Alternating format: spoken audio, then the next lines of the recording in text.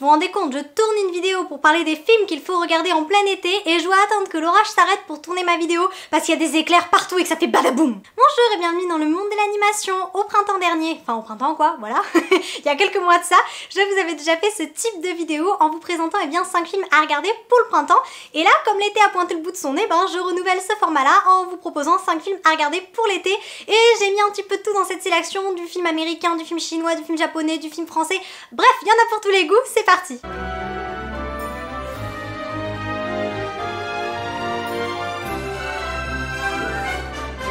Je vais donc commencer avec la première des 5 recommandations de films d'animation que j'ai à vous proposer pour l'été. Et le premier, je vais en mettre un très connu. Ouais, pour moi qui est très connu, enfin pas que pour moi, il est très connu. Mais en fait, sous une de mes vidéos, je ne sais plus laquelle, vous avez été plusieurs à me dire que vous ne l'aviez jamais vu. Et pour moi, c'est juste inconcevable de ne pas avoir vu ce film. Donc c'est pour ça que je l'ai mis dans cette sélection de l'été. Et peut-être que même sans ça, je l'aurais mis quand même parce que c'est un de mes films préférés. Bref, il s'agit du très célèbre, ou du peu célèbre du coup, Le Monde de Nemo, qui est donc un des premiers films Disney Pixar. Il est sorti en 2003. Et Nemo, moi je vous l'ai déjà dit 1 milliard de fois mais c'est pas grave, je le répète, c'est le film de mon enfance, j'ai grandi avec et j'ai beaucoup d'affection pour ce film là et très sincèrement je pense que c'est un film idéal à regarder en été. Parce que bon, vous allez me dire en été on regarde des films qui se passent à la mer, en hiver on regarde des films qui se passent à la montagne. Certes la montagne existe en été, la mer existe en hiver, c'est un fait, mais bon disons que pour les vacances estivales on va plus à la mer qu'à la montagne. Donc la majeure partie de cette sélection de toute façon va se trouver aux alentours de la mer et de l'océan pour rester dans le thème de l'été. Et pour moi Le Monde de Nemo c'est véritablement un incontournable. Je ne sais pas si j'ai besoin de vous présenter l'histoire mais je vais faire un petit rappel quand même. Le Monde de Nemo c'est donc un univers complètement sous-marin, oui parce que bon si vous ne le saviez pas maintenant vous le savez. Nous suivons donc l'histoire de Marin, un poisson clown dont l'épouse vient d'être dévorée par un barracuda ainsi que tous ses petits œufs. Oui l'histoire commence très mal mais heureusement il y a un des œufs qui a survécu et cette petite œuf il va l'appeler Nemo et Nemo va devenir un petit poisson assez intrépide, un poisson assez dynamique également, un petit peu facétieux et qui malgré tout est quand même assez obéissant parce qu'il a un père très strict et parce que Marin a développé une véritable phobie, une phobie de l'océan, une phobie de tout ce qui l'entoure. Vraiment le décès de sa femme ça l'a choqué et lorsque son fils va se faire enlever par des plongeurs, il va décider de parcourir l'océan pour partir à sa recherche. Donc c'est une énorme et immense aventure qui attend notre petit poisson clown et dans cette aventure il va être aidé par Dory, un poisson chirurgien qui a un trouble de la mémoire immédiate, c'est-à-dire que elle oublie tout, elle ne se souvient absolument de rien et leur voyage pour retrouver Nemo va être semé d'embûches et ils vont rencontrer à peu près toutes les créatures marines qu'on peut trouver sous l'eau. Les requins, les méduses, les dauphins, les albatros, les baleines, les baudroies, bref ils font le tour de l'océan et de son côté Nemo il va atterrir chez un dentiste, en réalité donc dans l'aquarium d'un dentiste et il est censé être le cadeau de la nièce de ce dentiste donc pour son anniversaire. Je sais pas si c'est très clair dit comme ça. Bref, le dentiste veut offrir Nemo à sa nièce en cadeau d'anniversaire sauf que sa nièce elle a déjà tué tous les poissons précédents qu'il lui avait offert. Voilà, c'est une petite peste. Mais Nemo il va quand même obtenir le soutien des agités du bocal, les poissons qui peuplent donc cet aquarium et finalement peut-être que cette aventure loin de son père va être ce dont il avait quelque part besoin pour s'émanciper un peu. Bon à son âge il n'y a pas besoin de beaucoup s'émanciper mais disons pour sortir de ce cadre paternel très strict, voilà. Vous l'aurez compris, pour moi Nemo c'est un film à côté duquel on ne peut pas passer, c'est un film intemporel. Franchement il est très beau, quand on aime les fonds marins on se régale. Pourtant il a quand même, il a 20 ans, ouais ça y est on est en 2023 donc il a 20 ans et pourtant c'est un film dont on ne se lasse pas, les décors sont beaux, les personnages sont hauts en couleur, ils sont gays, il y a de l'humour, il y a de la tendresse, il y a de l'émotion. Franchement c'est un film qu'il faut absolument regarder et pour moi c'est le meilleur Pixar, même s'il y a de très bons Pixar, les Toy Story, les Indestructibles, les Cars, je les aime beaucoup mais franchement pour moi Le Monde de Nemo c'est mon préféré et je ne peux que vous recommander de le regarder cet été. Le second film que je vous conseille de regarder cet été, cette fois-ci il s'agit d'un Barbie. J'en parle pas assez sur la chaîne des Barbie, faudrait que je les mette un petit peu plus à l'honneur parce que j'aime beaucoup regarder ces films là et pour le coup des Barbie qui se passent à la mer, il y en a plusieurs mais j'ai pris mon préféré pour cette sélection là. Il s'agit de Barbie et le secret des sirènes qui est sorti en 2010 et dans Barbie et le secret des sirènes nous allons suivre Merlia.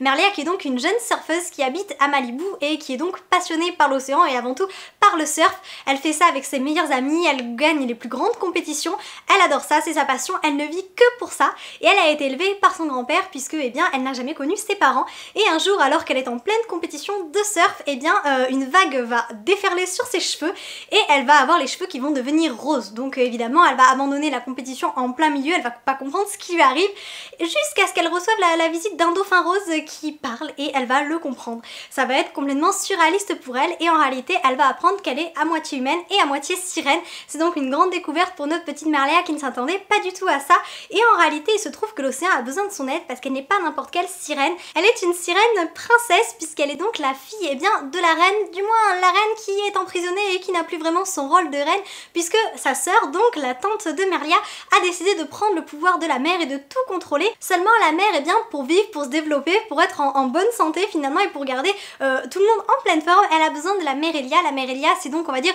une substance un petit peu féerique que seules les sirènes royales peuvent fabriquer, mais si elle dérive, c'est bien est en train de contaminer tout l'océan, c'est une catastrophe et les sirènes vont donc avoir besoin de l'aide de Merlia pour rétablir l'ordre dans l'océan. Barbie et le secret des sirènes, c'est un film que j'apprécie beaucoup. Il fait partie, alors c'est peut-être pas mon Barbie préféré parce que je vais préférer, vous voyez, Cœur de princesse, Cheval magique, L'île merveilleuse. Cependant, si je dois choisir dans les Barbie modernes, puisque pour moi il y a un peu les Barbie d'avant et les Barbie d'aujourd'hui, on va dire que Merlia, même si c'est 2010, il fait un petit peu plus partie des films modernes, et bien je l'apprécie beaucoup, surtout Merlia en fait, je trouve qu'elle se remet souvent en question, elle découvre qui elle est, elle apprend à gérer sa double personnalité, mais également aussi un peu à faire la paix avec son passé puisqu'elle ignorait tout de ses origines, et tout en essayant de rester elle-même, de conserver sa passion pour le surf et puis de réussir en fait à s'adapter entre ces deux mondes puisqu'elle appartient aux deux. Donc voilà, vraiment Le secret des sirènes, c'est un film très agréable à regarder, il est coloré, il est gai, les musiques sont sympas, c'est vraiment le film parfait pour l'été et je pense que d'ailleurs parmi cette sélection c'est le film qui est le plus estival. Franchement on regarde Barbie et le secret des sirènes, on sait qu'on est en été, vous prenez ça avec une bonne limonade, voilà, un petit débardeur et hop c'est bon, vous êtes embarqué à Malibu dans le monde de Merlia. Pour le troisième film, j'ai décidé de revenir à des classiques, voilà, on repart avec de bonnes bases sur un film qui est assez connu, un film de Miyazaki, voilà, il fallait mettre un petit peu quand même d'animé japonais dans cette sélection et sans surprise il s'agit bien de Ponyo sur la falaise, donc un film des studios Ghibli qui est sorti en... j'ai un trou... en 2008. Ponyo sur la falaise est donc sorti en 2008 et ça raconte l'histoire d'un petit garçon, donc Suzuki, un petit garçon qui doit avoir 5-6 ans par là, je ne sais plus précisément son âge. Ça fait un moment que j'ai pas vu Ponyo et en fait c'est un film, c'est pas mon film préféré Studio Ghibli, c'est pas vendeur dit comme ça, hein, ça donne pas envie de le voir, je suis d'accord, mais bon c'est une question de goût, je trouve que c'est très mignon mais c'est vrai qu'en fait je l'ai vu une fois ou deux fois et ça m'avait suffi en fait, sans être un énorme coup de cœur, je trouvais que c'était un film poétique, très mignon, mais c'est vrai que c'est pas mon préféré donc peut-être que je vais en parler en étant un petit peu moins précise que les deux autres que j'ai beaucoup vu, mais sinon Ponyo sur la falaise c'est donc l'histoire d'un petit garçon qui a 5-6 ans par là, qui se nomme Suzuki et sur la plage qui va trouver une petite fille poisson qui s'appelle Ponyo et il va décider de la garder et de l'emmener avec lui pour prendre soin d'elle et s'en occuper, mais cette petite Ponyo elle appartient à l'océan et son père va décider donc de la rappeler dans les profondeurs de l'océan et si je ne dis pas de bêtises il va provoquer un raz-de-marée, ouais, une énorme vague va s'abattre sur le village. Suzuki va tout mettre en œuvre pour retrouver Ponyo parce que ce petit garçon s'est énormément attaché à cette petite fille poisson et donc c'est une belle histoire d'amitié qui va naître entre eux. Ponyo sur la falaise c'est donc un film avec de la magie, de l'aventure, de l'amitié, c'est un film vraiment tout mignon, c'est le style de film à voir en famille, à voir avec les enfants, voilà, je pense qu'il n'y a pas vraiment d'âge pour regarder Ponyo, après c'est en termes de compréhension, peut-être que les plus jeunes ne peuvent pas saisir tout le sens de l'histoire, mais autrement c'est un film qui est très mignon, qui s'adapte à toute tranche d'âge et franchement c'est un petit film frais, pétillant, qui est dans l'ensemble quand même assez gai et qu'il est très sympa de regarder en été. Pour le quatrième film, on part sur quelque chose de totalement différent et de pas si différent que ça. Enfin bref, on va dire que si Ponyo sur la falaise c'est léger, c'est agréable, c'est gai, c'est voilà, c'est un joli film mignon qui nous donne le sourire. Là, clairement, le film dont je vais vous parler, pour les plus sensibles, prévoyez la boîte de mouchoirs, mais bon, il en fallait bien un pour ceux qui ont envie de pleurer à chaudes larmes sur le canapé en plein été. Ouais, pourquoi pas, pourquoi pas. Ce quatrième film est donc un film d'animation chinois, c'est peut-être pour ça qu'il est aussi triste. Souvent les films d'animation chinois sont tristes, je ne sais pas pourquoi, mais c'est comme ça. Et ce quatrième film se nomme Big Fish and Begonia, il est sorti en 2016 et il est disponible sur Netflix. C'est comme ça d'ailleurs que je l'ai découvert cette année et il sort un petit peu de ce qu'on a l'habitude de voir parce que c'est une animation qui se rapproche un petit peu quand même de l'animation japonaise, des animés japonais en termes de style graphique. En revanche, en ce qui concerne l'histoire, l'univers est beaucoup plus sombre. Dans cette histoire, nous suivons Shun, une jeune fille de 16 ans qui est un petit peu particulière puisque elle est une métamorphe, elle se transforme transforme en dauphin ou en orque. Enfin c'est un dauphin mais qui ressemble un peu à un orque, vous voyez c'est un mélange des deux quoi, plus dauphin quand même. Mais c'est pas un dauphin comme on a l'habitude de voir, c'est un dauphin orange. Et cette jeune fille, eh bien elle a l'habitude de nager près des côtes et elle va plusieurs fois, je crois, c'est plusieurs fois ou une fois. Bon bref, elle a déjà rencontré un garçon qui se nomme Kun qui est attiré par l'océan et qui est en fait un petit peu en admiration devant ce dauphin particulier.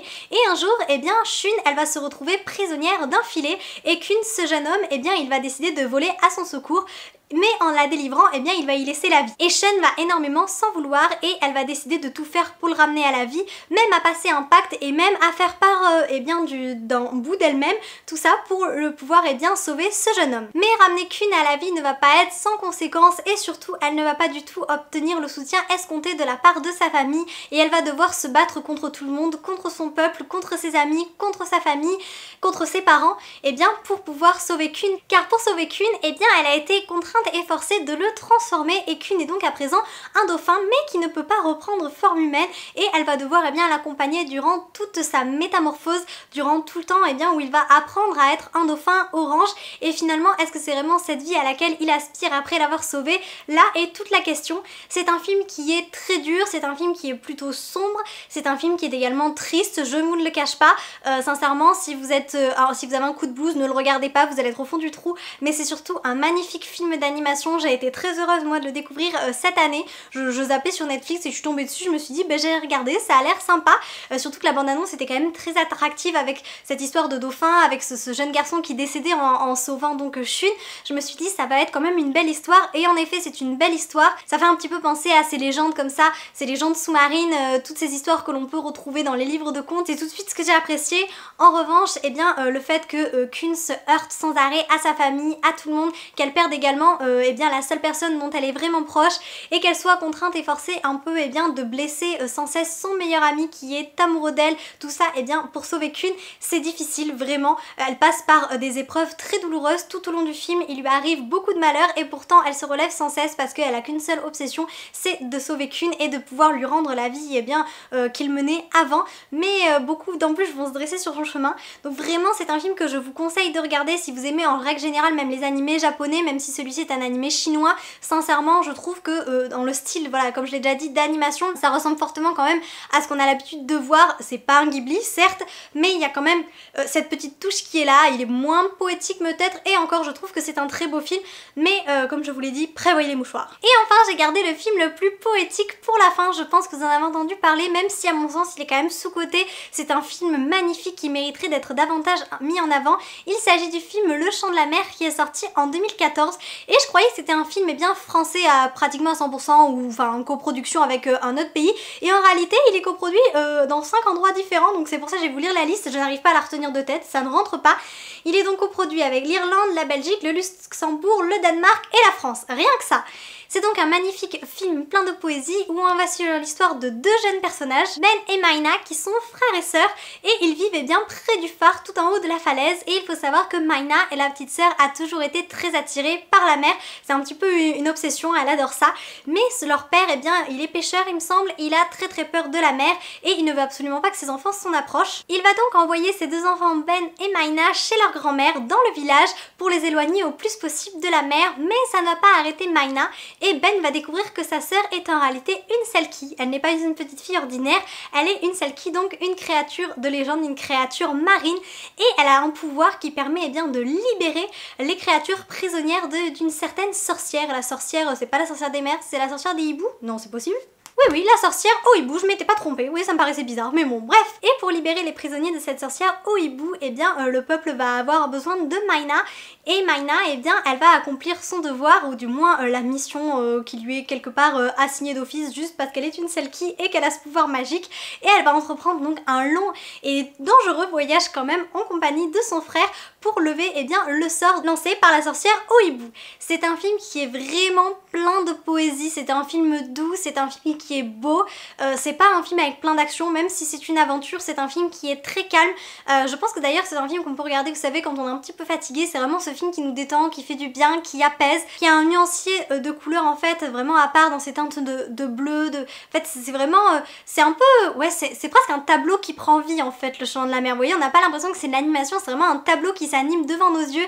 Il y a cette même palette de couleurs qui est sans cesse là, on nous entraîne dans le monde des Selkies, dans le monde sous-marin. Il est très beau, très paisible. Et la chanson du film est d'ailleurs chantée par la chanteuse Nolwenn Leroy, et encore une fois c'est une chanson qui est très douce. Je vais pas dire c'est le film que je vous recommanderais le plus parmi cette sélection, mais si vous voulez voir un film qui n'est pas hyper connu comme Nemo, si vous voulez voir un film qui n'est pas, on va dire, aussi peps que par exemple Le Secret des Sirènes, ou si vous voulez pas voir un film qui est aussi triste que Big Fish and Begonia, bah franchement je trouve que Le Chant de la Mer c'est une bonne alternative, on va dire qu'il regroupe un petit peu toutes les qualités de chacun de ces films, avec la mer, avec les légendes, la mythologie, quand même le lien fraternel qui est donc uni Ben et Maina.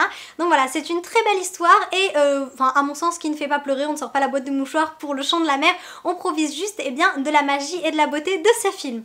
Et voilà, c'est tout pour cette sélection des 5 films d'animation à regarder en été. Ils se passent tous à la mer finalement, je me rends compte, mais bon, pour l'été c'est sympa, en plus il y en a un peu chaud, ça rafraîchit devant l'océan, tout ça, voilà.